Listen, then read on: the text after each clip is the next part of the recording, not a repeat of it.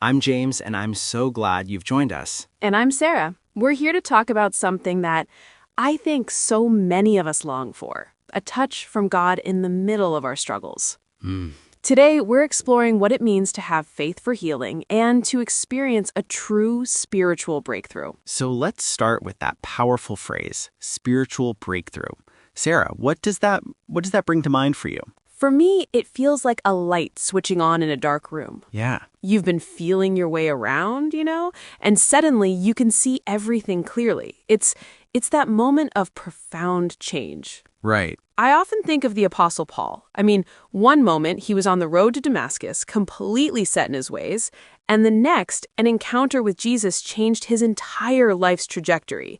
That's a breakthrough. It absolutely is. And a breakthrough isn't just an emotional experience. It's a fundamental shift. It can be gaining a new understanding of God's love, or finally receiving an answer to a prayer you've prayed for years, or finding freedom from a habit that's held you captive. It's really that moment of victory after a long struggle. But it's not about living from one mountaintop experience to the next, is it? Not at all, and that's such a crucial point.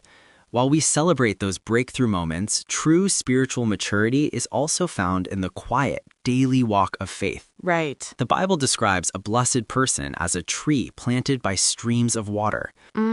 It grows strong through a steady, consistent connection to its life source. The big breakthroughs and the daily growth, they have to work together. That steady connection is so important, especially when we're facing challenges with our health. Yeah. So this brings us to the heart of our topic, faith and healing. And there are so many incredible stories, but the ones that truly move me are the personal ones. I was reading the testimony of Pastor Jack Hayford, who shared that he was born with a fatal neck condition. And the doctors had no cure. None.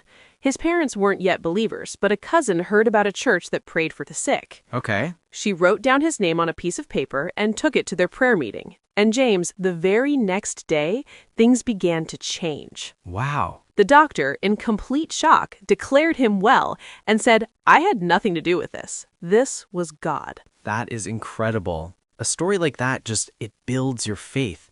It makes the promises of the Bible feel so immediate and real. Exactly. Jesus said, "I am the Lord who heals you," and stories like that show he's still the same God today.